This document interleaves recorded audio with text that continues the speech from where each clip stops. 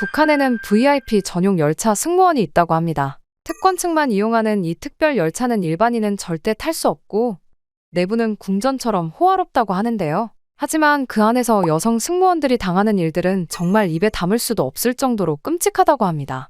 오늘의 사연자분 또한 그 안에서 충격적인 일을 겪고 목숨을 건 탈출을 결심하게 되었다고 하는데요. 대체 무슨 일이 있었던 걸까요? 안녕하세요. 저는 탈북민 최윤아라고 합니다. 한때 북한에서 열차 승무원으로 복무를 한 적이 있었죠. 첫 유니폼을 봤던 날의 설렘이 지금도 생생합니다. 거울 앞에 서서 모자를 쓰고 단추를 채우며 꿈을 이룬 제 모습을 바라봤죠. 반듯한 제복, 체제를 대표하는 일꾼이라는 자부심, 그리고 하늘이 아닌 철길 위를 달리는 북한의 얼굴이 된다는 사실이 저를 가슴 벅차게 했습니다. 물론 그때는 알지 못했죠. 현실은 제가 상상했던 것과는 완전히 다르다는 사실을 말입니다. 첫 근무일 배정받은 열차에 오르자마자 저는 큰 충격을 받았습니다. 낡은 객차, 끼익거리는 문, 곳곳에 녹슨 창틀. 교육센터에서 보여줬던 화려한 모습은 온데간데 없었죠. 비상제동장치는 고장난 지 오래였고 객실 사이 연결 부위에서는 철길이 보일 정도로 바닥이 낡아 있었어요. 언제 폭발해도 이상하지 않을 정도였죠. 그럼에도 우리는 승객들에게 모든 것이 완벽하다고 웃으며 말해야 했습니다. 이 열차는 우리 위대한 지도자의 영도 아래 세계 최고의 기술로 만들어진 것입니다. 이런 대사를 매일 외워야 했죠. 그럴 때마다 현실에서 오는 괴리가 너무 컸습니다. 처음에는 그저 적응이 안 된 것뿐일 거라 스스로를 위로했지만 시간이 지날수록 상황은 더 심각해지만 했어요. 매일 아침 진행되는 사상 교육과 함께 승객들의 말 한마디, 행동 하나하나를 주시하고 보고해야 했으며 근무 후에는 상세한 보고서를 제출해야 했어요. 승객 중 수상한 행동을 하는 사람이 있는지, 외국인들은 어떤 질문을 했는지 모든 것을 세세히 적어야 했습니다. 한 번은 외국인 승객이 북한의 경제 상황에 대해 물었을 때 저는 그저 우리는 자립경제로 잘 살고 있습니다. 라고 교육받은 대로 대답했어요. 하지만 그날 저녁 상관에게 불려가 왜 더 적극적으로 우리 체제의 우월성을 선전하지 않았냐는 질책을 받았습니다. 누군가 저를 지켜보고 있었던 거죠. 그 후로 저는 승객과의 대화에서 항상 경계심을 늦추지 않았어요. 게다가 동료 승무원들과의 관계도 쉽지 않았어요. 서로를 감시해야 하는 상황에서 진정한 우정이란 있을 수 없었으니까요. 웃으며 대화하다가도 문득 이 말이 어디로 새나갈까? 하는 두려움이 엄습했습니다. 그래서 대부분의 시간을 혼자 보냈어요. 침대에 누워 천장만 바라보며 끝없는 생각에 잠겼죠. 그렇게 저희 환상은 점점 사라져갔습니다. 하지만 그때는 몰랐죠. 이것이 시작에 불과하다는 것을. 아직도 그 말이 지워지지가 않습니다. 최윤아 동무, 특별 발령이다. 그 순간 가슴이 덜컥 내려앉았습니다. 출근 직후 상관이 건넨 서류에는 고위 간부 전용 열차 배정이라는 글자가 차갑게 적혀 있었어요. 손끝이 저리고 입안이 바짝 말랐습니다. 전용 열차는 최상층 간부들만 이용하는 곳으로 실수 한 번이 목숨을 위협할 수 있는 곳이었죠. 평양역 한쪽에 따로 마련된 플랫폼으로 향하는 발걸음이 무거웠습니다. 신분증을 3번이나 확인받고서야 겨우 통과할 수 있었어요. 그곳에서 저는 처음으로 그 특별한 열차를 마주했죠. 하지만 열차 안에 발을 들이는 순간 다른 세계에 온 듯한 느낌이 밀려왔습니다. 황금빛 손잡이가 달린 문을 열자 붉은 융단이 깔린 복도가 나타났어요. 부드러운 가죽 소파에서는 향수 냄새가 진하게 배어나왔고 은은한 조명이 객실 전체를 감싸고 있었습니다. 이뿐만이 아니었습니다. 전자식 조명과 자동문은 물론 미니바까지 갖춰진 객실은 우리가 타던 낡고 삐걱거리는 일반 열차와는 완전히 다른 세상이었어요. 매일 겪었던 고장난 시설과 불편함이 거짓말처럼 느껴졌습니다. 같은 나라, 같은 철도인데 이토록 다를 수 있다는 현실이 가슴을 짓눌렀죠. 선임 승무원의 지시에 따라 객실 한쪽에 조용히 서서 기다렸습니다. 등줄기로 식은땀이 흘렀어요. 이윽고 복도에서 발걸음 소리가 들렸고 문이 열리며 여러 사람들이 들어왔습니다. 그리고 그 순간 제 심장이 멎는 듯했어요. 김정은이었어요. 모든 승무원들이 일제히 허리를 깊이 숙였어요. 저도 급히 고개를 숙이며 심장이 터질 듯한 긴장감을 느꼈습니다. 숨조차 제대로 쉬기 어려웠어요. 눈은 바닥만 바라보고 있었는데 갑자기 검은 구두가 제 시야에 들어왔습니다. 김정은이 제 앞에 직접 서 계셨던 겁니다. 이름을 묻는 질문에 목소리가 나오지 않았습니다. 두 번째 물음에 간신히 최윤아라고 대답했어요. 온몸에 피가 얼어붙은 것 같았습니다. 김정은의 시선이 제 얼굴에서 몸으로 천천히 내려갔다가 다시 올라왔습니다. 끈적하고 불편한 시선에 온몸에 소름이 돋았어요. 그의 눈빛은 마치 제 내면까지 꿰뚫어보는 듯했습니다. 차를 가져오라는 지시를 받고 움직이는 다리는 천근만근이었습니다. 손이 떨려 차 주전자를 잡는 것조차 힘들었어요. 차를 내려드릴 때 김정은의 손이 은근슬쩍 제 손을 감쌌습니다. 순간 숨이 멎는 것 같았어요. 그의 손은 필요 이상으로 오래 제 손 위에 머물렀고 그 접촉에서 벗어나고 싶은 마음의 심장이 빠르게 뛰었습니다. 다른 승무원들의 시선이 저를 향했어요. 부러움과 경계심, 그리고 동정이 뒤섞인 눈빛이었죠. 그날부터 저는 김정은의 직접적인 요청을 받는 승무원이 되었습니다. 고향과 가족에 대한 개인적인 질문들이 이어졌어요. 그는 질문할 때마다 저를 유독 가까이에서 바라보았습니다. 눈을 피할 수도, 마주할 수도 없는 상황에 가슴이 조여들었어요. 때로는 제 어깨를 툭 치거나 팔을 스치듯 만지며 말을 건네는 그의 행동에 매번 몸이 굳어버렸습니다. 대답할 때마다 목소리가 떨렸어요. 한마디라도 잘못 말하면 가족까지 위험해질 수 있다는 공포, 그리고 이 불편한 상황에서 벗어날 수 없다는 무력감이 저를 짓눌렀죠. 물론 그때는 알지 못했습니다. 곧 제 인생을 뒤흔들 만한 사건이 일어날 거란 사실을 말이죠. 전용열차 근무 일주일째, 저는 아침 일찍 호출을 받았습니다. 상관은 평소보다 더 긴장된 표정으로 저를 바라봤어요. 김정은 전용칸 단독 승무 명령이었습니다. 저 혼자서 그를 응대해야 했어요. 그 말을 듣는 순간 다리에 힘이 빠졌습니다. 제 소지품은 모두 회수됐어요. 통신 장비는 물론이고 시계, 필기구까지 모두 압수당했습니다. 특수 제작된 제복을 입고 전용칸으로 안내받았어요. 문이 닫히는 소리가 마치 감옥문이 잠기는 것처럼 들렸습니다. 그 칸은 일반 객실의 3배 크기였어요. 한쪽에는 회의용 테이블이, 다른 쪽에는 침대와 소파가 있었습니다. 공기는 차갑고 건조했어요. 창문은 짙은 커튼으로 가려져 있었죠. 바깥 세상과 완전히 차단된 공간이었습니다. 1시간쯤 지났을까 문이 열리며 김정은이 들어왔어요. 뒤따라오는 수행원은 없었습니다. 방 안에는 저와 그 단 둘뿐이었어요. 공기가 더 무거워졌습니다. 물을 가져오시오. 첫 지시는 단순했지만 그의 말투 하나, 시선 하나가 칸 안의 공기를 짓눌렀어요. 시간이 지날수록 요청이 이어졌습니다. 차를 따르라, 창문을 조절하라, 에어컨 온도를 낮추라. 지시를 내릴 때마다 그는 제 뒤에 서서 어깨에 손을 올리거나 허리를 스치듯 만졌어요. 순간 온몸이 얼어붙었습니다. 그의 손길이 닿을 때마다 공포와 혐오감이 밀려왔지만 거부할 수도, 피할 수도 없었죠. 김정은은 창가에 서서 밖을 바라보다가 갑자기 물었습니다. 혼자서 이 모든 걸 감당할 수 있겠지? 김정은은 소파에 앉으며 저를 옆자리로 불렀어요. 거절할 수 없었습니다. 그가 제 손을 갑자기 잡았을 때 심장이 멎는 줄 알았어요. 그의 손가락이 제 손목을 문지르며 위아래로 움직였습니다. 긴장하지 마라 라는 말과 함께 그의 다른 손이 제 무릎에 올라왔어요. 몸은 얼어붙었지만 머릿속은 혼란으로 가득했습니다. 결국 그는 제 옷을 하나하나 벗기기 시작했고 저의 입에 거칠게 입을 맞추었죠. 수치심에 온몸이 얼어붙었습니다.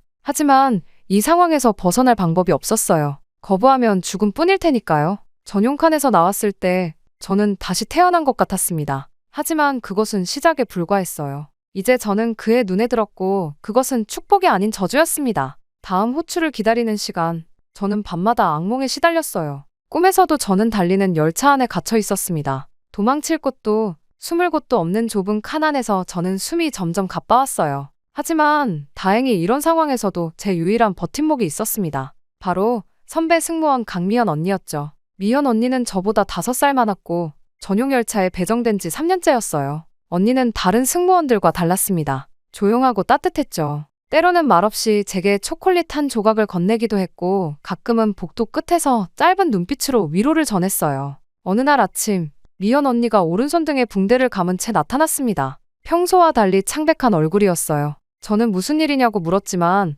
언니는 처음에 대답하지 않았습니다. 주변을 살피던 언니는 아무도 없는 것을 확인하고 나서야 속삭였어요. 자살을 시도했어. 가까스로 발견됐지. 그 말에 제 심장이 내려앉았습니다. 도대체 무슨 일이 있었던 건지 묻고 싶었지만 언니의 눈빛이 그만 묻으라고 말하는 것 같았어요. 그날 저녁 미연 언니는 짐을 정리하면서 손으로 직접 그린 작은 종이를 저에게 몰래 건넸습니다. 이건 내가 예전에 준비했던 거야. 결국 쓰지 못했지만 넌 꼭 나가야 해. 떨리는 손으로 받은 그것은 탈출 경로가 그려진 지도였어요. 베이징에서 라오스로 그리고 태국을 거쳐 한국으로 가는 경로였습니다. 연락처, 은신처 위치, 국경을 넘는 방법까지 자세히 적혀 있었어요. 손바닥만한 종이에 담긴 자유의 길이었습니다. 날이 밝자 미연 언니는 다시 호출되었어요. 전날 밤 언니의 표정이 그렇게 절망적이었던 이유를 그때서야 이해했습니다. 언니는 김정은의 전용칸으로 들어가며 마지막으로 저를 돌아봤어요. 그 눈빛이 영원한 작별이라는 것을 직감했습니다.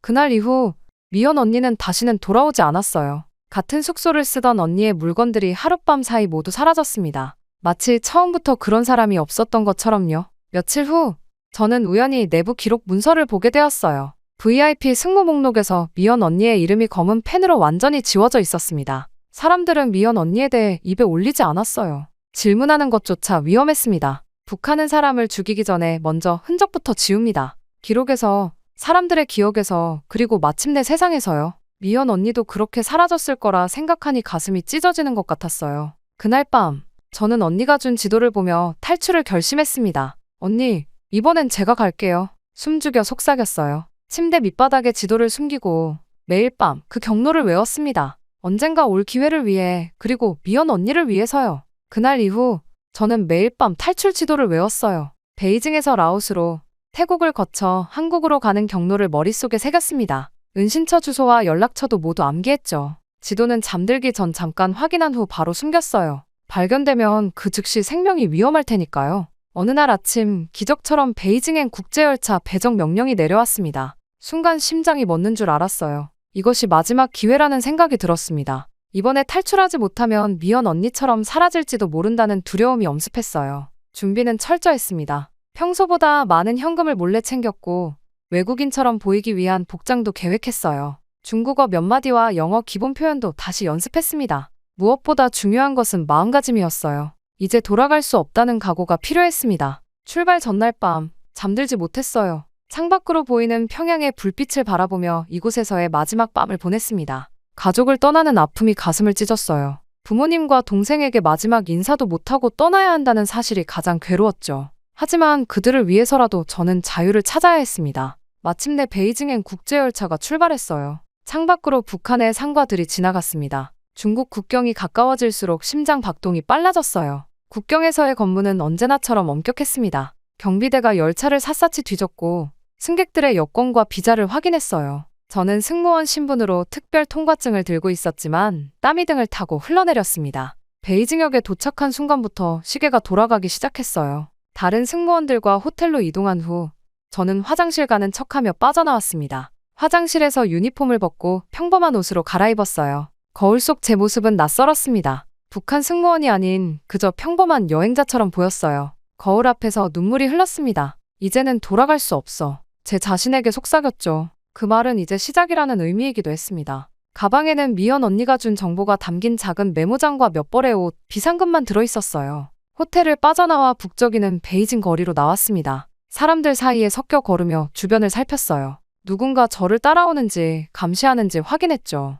북한 보위부는 해외에서도 눈과 귀를 가지고 있었으니까요. 택시를 타고 미연 언니가 알려준 은신처 주소로 향했습니다. 차창 밖으로 베이징의 불빛이 번쩍였어요. 자유로워 보이는 사람들, 밝은 간판들, 붐비는 거리. 모든 것이 새롭고 두려웠지만 동시에 가슴 뛰게 했습니다. 택시가 목적지에 가까워질수록 가슴이 터질 듯 긴장됐어요. 이제 제 인생은 완전히 달라질 것입니다. 성공하면 자유를, 실패하면 죽음을. 그 갈림길에 서 있었습니다. 그렇게 택시에서 내려 미연 언니가 알려준 주소를 찾아 골목길을 걸었습니다. 낯선 도시의 뒷골목은 어둡고 음습했어요. 마침내 녹슨 문 앞에 도착했습니다. 가슴이 터질 듯 뛰었어요. 문을 두드리기 전 주변을 한 번 더 살폈죠. 아무도 없음을 확인하고 조심스럽게 노크했습니다. 문이 열리고 마주한 사람은 30대 중반의 중국인 남성이었어요. 그가 바로 미연 언니가 알려준 리웨이였습니다. 국제인권 NGO에 소속된 활동가였죠. 그는 저를 안으로 재빨리 안내했어요. 말투는 조용했지만 단호했습니다. 들어와요. 이제부터는 우리가 책임질게요. 단, 절대 방심하지 마세요. 리웨이는 저를 작은 방으로 안내했어요. 그곳에는 이미 2명의 탈북민이 있었습니다. 저보다 어려 보이는 여자와 나이 든 남자였어요. 서로 이름도 과거도 묻지 않았습니다. 그저 고개를 끄덕이는 것으로 인사를 대신했죠. 리웨이는 앞으로의 계획을 설명했어요. 중국 남부로 이동한 후 라오스 국경을 넘어 태국까지 가는 여정이었습니다. 그곳에서 한국 대사관에 보호 요청을 할 거라고 했어요. 이동 중에는 절대 북한 사람처럼 보이거나 행동해서는 안 된다고 강조했습니다. 그날 밤, 저는 몇 개월 만에 처음으로 깊은 잠에 들었어요. 그러나 새벽 3시, 리웨이의 흔들림에 잠에서 깼습니다. 떠날 시간이었어요. 서둘러 짐을 챙기고 집 뒤편으로 나갔습니다. 어두운 골목에는 트럭 한 대가 대기하고 있었어요. 리웨이는 우리를 트럭 짐칸으로 안내했습니다. 짐칸 안에는 여러 상자들이 쌓여 있었고 그 사이에 숨을 공간이 마련되어 있었어요. 숨조차 크게 쉴 수 없는 비좁은 공간에 몸을 구겼습니다. 트럭이 출발하자 공포와 기대가 뒤섞였어요. 24시간 넘게 트럭 안에 갇혀 있었습니다. 화장실도 가지 못했고 음식도 제대로 먹지 못했어요. 가끔 트럭이 멈추면 심장이 멎는 것 같았습니다. 검문소를 지날 때마다 숨을 죽였어요. 마침내 트럭에서 내린 곳은 윈난성의 작은 마을이었습니다. 그곳에서 라오스 국경까지는 산길을 걸어야 했어요. 리웨이는 현지 안내인과 만났고 우리는 그날 밤부터 산행을 시작했습니다. 칠흑 같은 어둠 속에서 산길을 걷는 것은 악몽 같았어요. 발밑에 돌들이 굴러가는 소리, 멀리서 들려오는 개 짖는 소리에도 가슴이 내려앉았습니다. 한 번은 국경 순찰대의 손전등 빛이 보여 바위 뒤에 숨기도 했어요. 라오스 국경 근처에서 위기가 찾아왔습니다. 현지 경찰이 수상한 움직임을 발견한 거예요. 리웨이는 재빨리 우리를 숨겼고 혼자 나가 그들과 대화했습니다. 몇 분 후 그는 돌아왔어요. 뇌물을 주고 상황을 모면했다고 했죠. 그렇게 라오스를 거쳐 태국까지 도착했어요. 태국에서는 현지 경찰서에 잦은 입국했습니다. 그것이 한국행 티켓을 얻는 방법이었으니까요. 태국 수용소에 도착했을 때 저는 가족을 제외한 그 누구보다 리웨이에게 감사했습니다. 이후 태국 수용소에서의 6개월은 길고도 짧았습니다. 수용소 생활은 힘들었지만 적어도 누군가의 눈치를 보며 살지 않아도 된다는 사실이 위안이 되었어요. 그곳에서 만난 다른 탈북민들과 서로의 이야기를 나누며 위로받았죠. 각자의 사연은 달랐지만 자유를 향한 갈망은 같았습니다. 한국 대사관 직원들이 정기적으로 방문해 한국행 절차를 도와주었어요. 신원 확인, 인터뷰, 건강검진, 모든 과정이 꿈처럼 느껴졌습니다. 그리고 마침내 한국행 비행기 티켓을 받았을 때 눈물이 흘렀어요. 정말 가는구나. 정말 자유의 땅을 밟게 되는구나. 비행기에 오르는 순간 심장이 터질 듯 했습니다. 창밖으로 구름을 바라보며 이제 정말 새 삶이 시작된다는 실감이 났어요. 비행기 안에서 처음으로 코카콜라를 마셨죠. 그 단맛이 지금도 생생합니다. 자유의 맛이었어요. 인천공항에 착륙한 순간 눈물이 멈추지 않았습니다. 환한 조명, 반짝이는 바닥, 활기찬 사람들. 모든 것이 다른 세상이었어요. 무엇보다 놀라웠던 건 아무도 저를 감시하지 않는다는 사실이었습니다. 웃으며 인사하는 공항 직원들이 낯설게 느껴졌어요. 일반 입국장이 아닌 VIP 통로로 안내받았습니다. 그곳에는 정장을 입은 국정원 요원들이 기다리고 있었어요. 처음엔 또다시 감시받는 건 아닐까 두려웠지만 그들의 표정은 따뜻했습니다. 대한민국에 오신 것을 환영합니다. 라는 말에 다시 눈물이 왈칵 쏟아졌어요. 국정원 시설로 이동했습니다. 북한의 신문실을 떠올려 긴장했지만 그곳은 편안한 호텔 같았어요. 깨끗한 침대에 따뜻한 물이 나오는 샤워실, 갓 지은 밥과 반찬이 담긴 식사까지 제공받았습니다. 조사는 2주간 이어졌지만 고문이나 협박 없이 편안한 대화 형식이었어요. 북한에서의 생활, 탈북 경로, 알고 있는 정보들을 물었지만 대답하기 싫은 질문은 거부해도 된다고 했습니다. 처음으로 존중받는다는 느낌이 들었어요. 조사가 끝난 후 하나원으로 이동했습니다. 그곳에서 다른 탈북민들과 함께 제사회와 교육을 받았어요. 그곳에서의 3개월은 정말 신세계였어요. 스마트폰 사용법부터 대중교통 이용, 은행 업무까지 매일이 새로운 배움의 연속이었죠. 처음 편의점에 갔을 때의 충격을 잊을 수 없습니다. 수많은 음식과 물건들이 가득했어요. 북한에서는 상상도 못했던 풍요로움이었죠. 지하철을 처음 타던 날 복잡한 노선도에 당황했지만 친절하게 도와주는 사람들 덕분에 금방 적응할 수 있었습니다. 한강공원에 처음 갔던 날도 기억에 남아요. 강변을 따라 자유롭게 산책하는 사람들, 피크닉 매트를 펴고 웃고 떠드는 가족들, 자전거를 타는 아이들, 모두가 행복해 보였습니다. 그 풍경 속에 저도 섞여 있다는 게 믿기지 않았어요. 치킨과 맥주를 처음 먹던 날 그 맛에 감동했습니다. 북한에서는 상상도 못했던 조합이었어요. 아이스 아메리카노의 쌉싸름한 맛도 처음엔 낯설었지만 지금은 매일 마시는 음료가 되었죠. 무엇보다 가장 큰 변화는 말과 행동의 자유였습니다.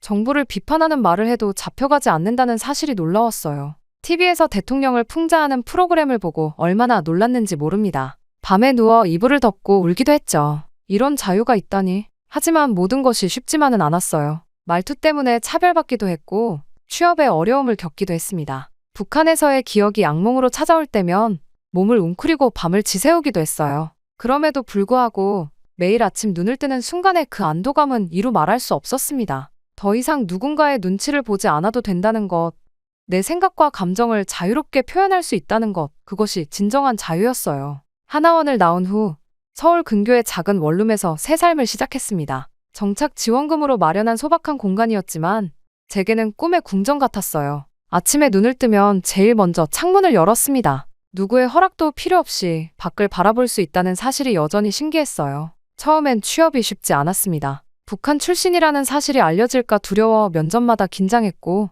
말투도 문제였어요. 하지만 뜻밖의 기회가 찾아왔습니다. 탈북 여성 지원 단체에서 일할 기회를 얻게 된 거예요. 그곳에서 저는 같은 길을 걷고 있는 사람들을 만나고 도울 수 있었습니다. 일하면서 알게 된 한강현 기획자의 권유로 제 이야기를 사람들 앞에서 나누기 시작했어요. 처음엔 망설였습니다. 과거를 꺼내는 것은 상처를 다시 열어보는 것과 같았으니까요. 하지만 그것이 미연 언니의 뜻을 이어가는 일이라 생각하자 용기가 났습니다. 첫 강연 날 떨리는 마음으로 무대에 섰어요. 북한에서의 삶, 열차 승무원 시절, 미연 언니와의 이야기, 그리고 탈출 과정까지 제 삶을 솔직하게 나눴습니다. 강연이 끝나고 한 학생이 다가와 용기 있는 선택이 무엇인지 알게 됐어요. 라고 말했을 때 가슴이 뭉클했어요. 지금은 월 2회 정기적으로 강연을 하고 있습니다. 공포와 자유 두 세계를 모두 경험한 사람으로서 제 이야기가 누군가에게 작은 희망이 되길 바라며 말이에요. 언젠가는 제 경험을 책으로 남기고 싶다는 꿈도 생겼습니다. 매일 밤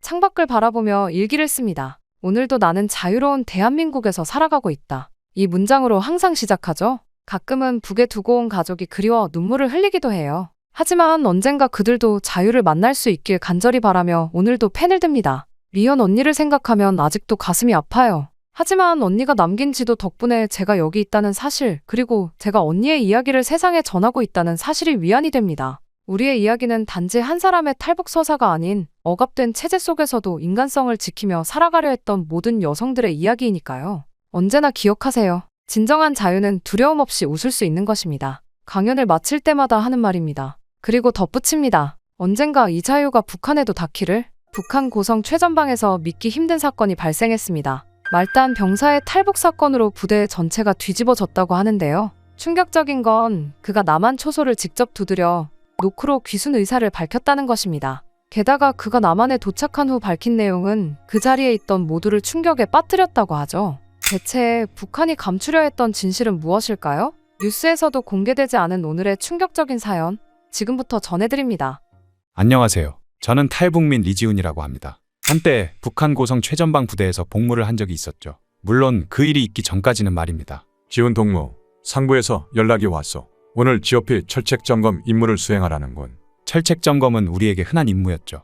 남한과 단 500m도 떨어지지 않은 저희 부대에서는 매주 한 번씩 철책과 감시 장비가 제대로 작동하는지 확인을 해야 했습니다. 저는 평소와 같이 장비를 챙겨 점검을 위해 철조망을 향했어요. 물론 그때는 알지 못했죠. 곧 제 앞에 펼쳐질 충격적인 일에 대해서 말입니다. 저는 철책에 도착하자마자 점검을 시작했습니다. 모든 게 평범했죠. 그때 제 눈에 이상한 게 보였습니다. 철책 아래쪽 살짝 파인 땅 사이로 무언가가 반짝였어요. 저는 조심스럽게 주변을 살핀 후 그 물건을 향해 손을 뻗었습니다. 작은 비닐봉지였어요. 이후 봉지를 풀자마자 저는 완전히 얼어붙고 말았죠. 안에는 건빵, 담배, 그리고 작은 전단지가 들어있었어요. 이것이 남한에서 온 물품이라는 걸 직감적으로 알 수 있었죠. 물건들은 보면 볼수록 충격적이었습니다. 빵은 우리가 받는 배급과는 비교도 안 될 만큼 고급스러워 보였고, 담배 역시 우리가 피우는 것보다 훨씬 좋아 보였거든요. 하지만 진짜 충격은 전단지를 펼쳤을 때였습니다. 컬러로 인쇄된 전단지에는 서울의 모습이 담겨 있었어요. 높은 빌딩들, 밝게 빛나는 거리,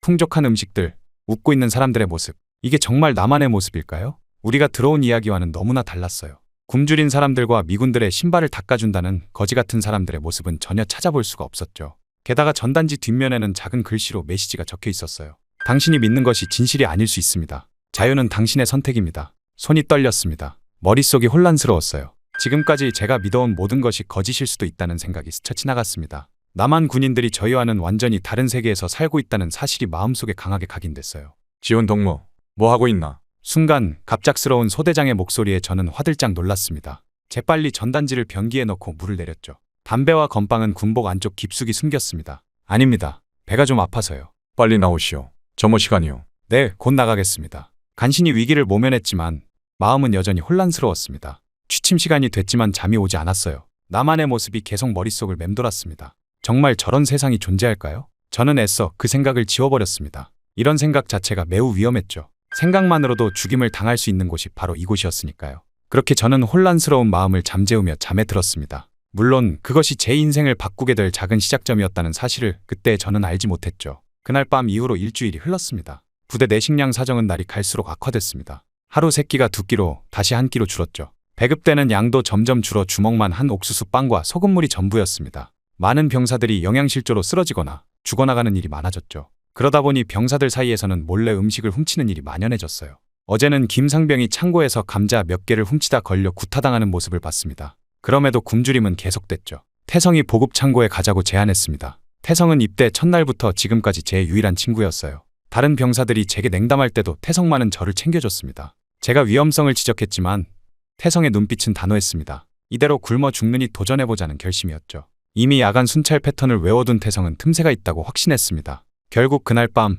우리는 보급 창고로 향했습니다. 심장이 터질 듯 뛰었어요. 태성이 창고 뒤편에 작은 통풍구를 열었습니다. 그리고 저에게 먼저 들어가라며 자신이 망을 보겠다고 했죠. 저는 작은 통풍구로 몸을 비집어 들어갔습니다. 손전등 없이 어둠 속에서 더듬어 식량을 찾았죠. 쌀자루와 통조림 몇 개를 찾아 주머니에 넣었습니다. 갑자기 창고 밖에서 소리가 들렸어요. 누군가 태성을 발견한 것이었습니다. 순간 몸이 얼어붙었습니다. 이어진 고함 소리와 몸싸움 소리. 태성이 붙잡힌 거였어요. 저는 창고 안에 숨어 숨소리도 내지 못했습니다. 한참이 지나 밖이 조용해지자 통풍구로 빠져나왔어요. 태성은 이미 끌려간 후였습니다. 다음 날 태성은 어디에도 보이지 않았습니다. 저는 두려움에 떨었어요. 자신도 곧 발각될지 모른다는 공포가 엄습했습니다. 밤에는 잠도 제대로 이루지 못했죠. 사흘째 되는 날 부대 전체에 갑작스러운 집합 명령이 내려졌습니다. 모든 병사는 즉시 연병장으로 모이라는 지시였습니다. 저는 불길한 예감을 느꼈습니다. 연병장 중앙에는 기둥이 하나 세워져 있었어요. 태성이 그 기둥에 묶여 있었습니다. 얼굴은 구타로 인해 알아볼 수 없이 부어 있었죠.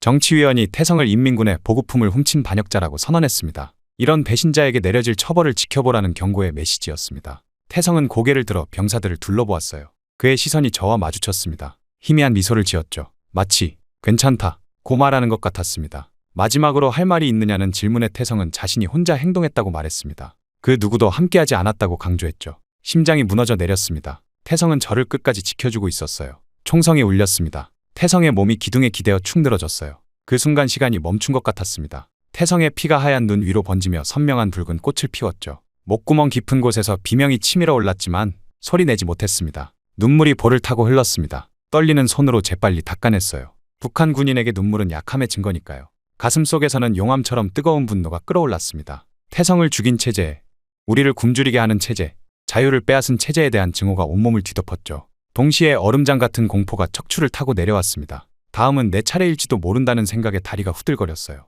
태성의 죽음을 바라보며 제 영혼의 일부도 함께 죽어가는 것을 느꼈습니다. 슬픔과 무력감이 파도처럼 밀려왔죠. 그 어둠 속에서 제 머릿속에 번개처럼 철책 점검 당시 발견했던 약한 지점이 스쳐 지나갔습니다. 센서가 제대로 작동하지 않던 곳, 남한에서 온 물건이 발견됐던 그곳, 살얼음 위를 걷는 듯한 두려움 속에서도 희미한 희망의 불빛이 보였습니다. 살고 싶다면 도망쳐야 한다. 불현듯 명확한 생각이 들었습니다. 태성의 죽음을 헛되게 하지 않겠다는 다짐이 생겼어요. 이곳에 남아있다면 저도 언젠가 태성과 같은 운명을 맞이할 것이 분명했습니다. 그날 밤 저는 본격적인 탈출 계획을 세우기 시작했습니다. 머릿속으로 철책의 약한 지점, 순찰 패턴, 필요한 물품들을 정리했어요. 두려움은 있었지만 이제 돌아갈 길은 없었습니다. 그날 이후 저는 말 그대로 그림자처럼 살았습니다. 아무에게도 의심받지 않기 위해 명령에 충실히 따르는 모범 병사가 됐습니다. 하지만 밤이 되면 저는 다른 사람이 되었죠. 탈출을 위한 계획에 모든 정신을 집중했습니다. 먼저 순찰대의 이동 패턴을 파악했습니다. 우리 부대는 인력 부족으로 정해진 시간에만 특정 구역을 순찰했어요.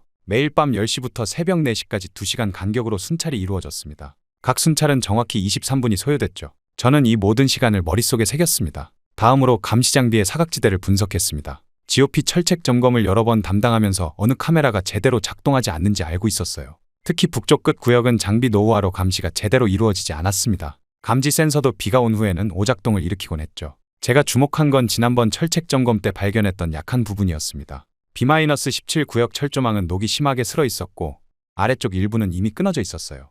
센서도 한동안 작동하지 않았습니다. 그곳이 제 탈출 지점으로 결정됐죠. 매일 밤 화장실 가는 척하며 몰래 해당 구역 근처를 정찰했습니다. 어두운 밤에도 길을 찾을 수 있도록 탈출 경로를 머릿속에 새겼어요. 매일 조금씩 다른 경로로 접근하며 가장 안전한 길을 찾았습니다. 때로는 땅에 작은 표식을 남겨 방향을 표시하기도 했죠. 식량 준비도 필수였습니다. 매일 배급받는 음식 중 조금씩 남겨두었어요. 마른 빵과 저장 가능한 음식들을 모았습니다. 물병도 구했죠. 이 모든 것을 침대 매트리스 아래 작은 구멍을 만들어 숨겼습니다. 검사가 있을 때마다 가슴이 철렁했지만 다행히 발각되지 않았어요. 탈출 날짜는 음력 금음, 즉 달빛이 없는 밤으로 정했습니다. 어둠이 깊을수록 발각될 확률이 낮아질 테니까요. 달력을 확인하니 다음 금음은 열흘 후였습니다. 그날 비가 내리길 간절히 바랐어요. 비가 오면 감지 센서의 오작동 확률이 높아지니까요. 모든 계획이 완벽해 보였지만 한 가지 생각이 저를 괴롭혔습니다. 제가 탈출에 실패하면 어떻게 될까요? 저만 처벌받는 것이 아니라 평양에 있는 부모님과 동생도 정치범 수용소로 끌려갈 것이 분명했습니다.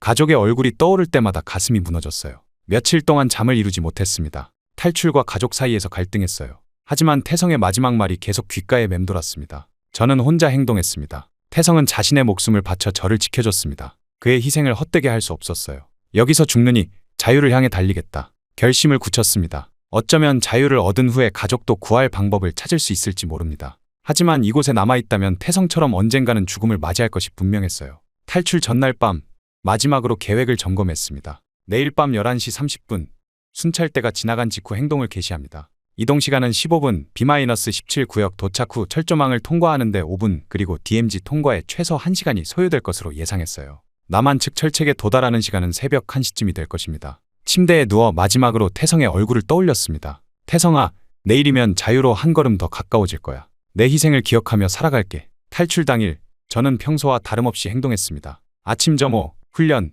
식사, 모든 것이 일상처럼 흘러갔습니다. 하지만 제 가슴 속에서는 폭풍이 일고 있었죠. 오늘 밤이면 모든 것이 결정됩니다. 자유를 얻거나 아니면 목숨을 잃거나. 밤 11시 취침 신호가 울렸습니다. 모든 병사들이 잠자리에 들었어요. 저는 옷을 갈아입지 않은 채 이불 속에 몸을 숨겼습니다. 준비해둔 작은 배낭에는 식량과 물 그리고 제가 가진 유일한 사진 한 장이 들어있었죠. 어머니와 함께 찍은 사진이었습니다. 새벽 2시 가장 어둡고 조용한 시간이 찾아왔습니다. 조심스럽게 침대에서 일어나 신발을 신었어요. 귀를 기울여 주변 소리를 확인했습니다. 아무도 깨어있지 않았죠. 창문을 통해 바깥을 살폈습니다. 캄캄한 어둠뿐이었어요. 오늘은 달빛조차 없었습니다. 완벽한 탈출의 밤이었죠. 생사의 갈림길에 선 기분이었습니다. 마지막으로 한번 침대를 바라보았어요.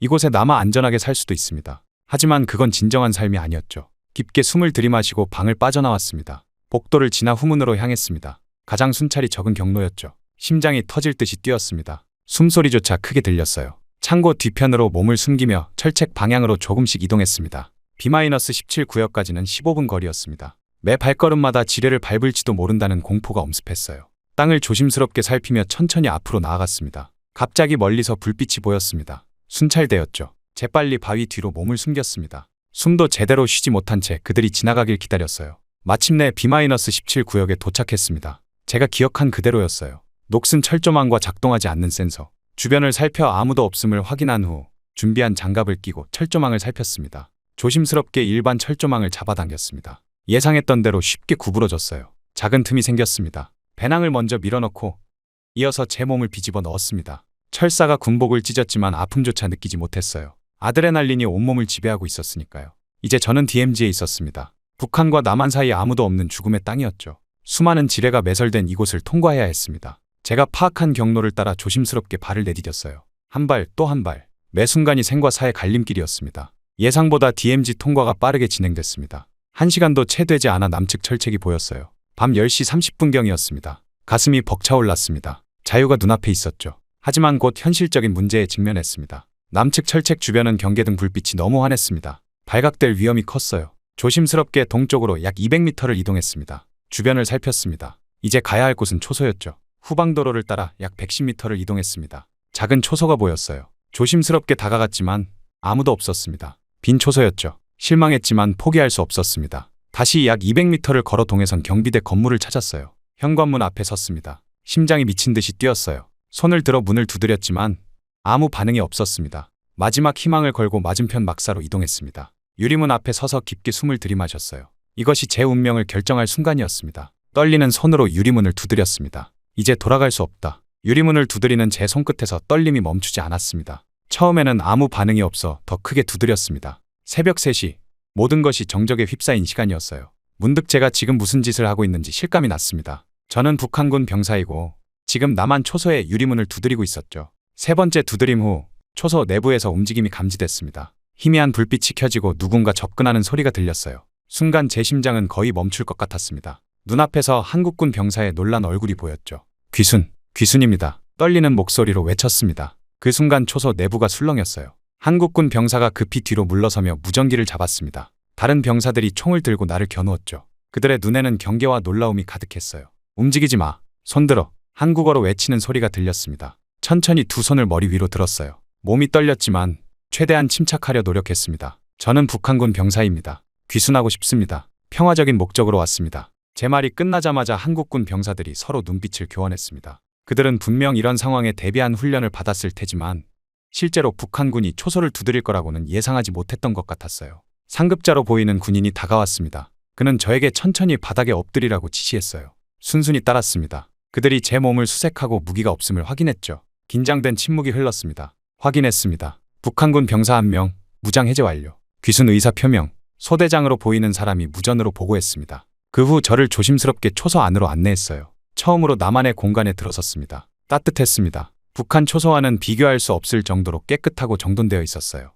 한국군 병사들은 여전히 경계를 늦추지 않았지만 저에게 물과 담요를 제공했습니다. 처음으로 마시는 나만의 물이었어요. 이상하게도 더 깨끗하고 달콤하게 느껴졌습니다. 어떻게 여기까지 온 거야? 한 병사가 조심스럽게 물었습니다. 저는 간략하게 철책을 넘은 과정을 설명했어요. 제 이야기를 들은 한국군 병사들의 얼굴에 놀라움이 번졌습니다. 그들은 북한에서 병사가 이렇게 쉽게 넘어올 수 있다는 사실에 충격을 받은 듯했어요. 우리 쪽 철책을 어떻게 넘었지? 전류가 흐르는데 나무판을 이용했습니다. 그들은 서로 의미심장한 눈빛을 교환했습니다. 이 정보가 그들에게는 중요했던 모양이었어요. 잠시 후 더 많은 군인들이 도착했습니다. 그들은 저를 안전하게 보호하며 다른 시설로 이동시킬 준비를 했어요. 나만의 군복이 북한과 다르게 생겼습니다. 더 가볍고 품질이 좋아 보였어요. 초소를 나서면서 창밖을 보았습니다. 멀리 북한 땅이 희미하게 보였어요. 불과 몇 시간 전까지 제가 있던 곳입니다. 이제 돌아갈 수 없는 강을 건넜습니다. 차에 오르며 문득 깨달았습니다. 제가 이제 완전히 새로운 세계에 들어왔다는 것을요. 두려움과 설렘이 교차했습니다.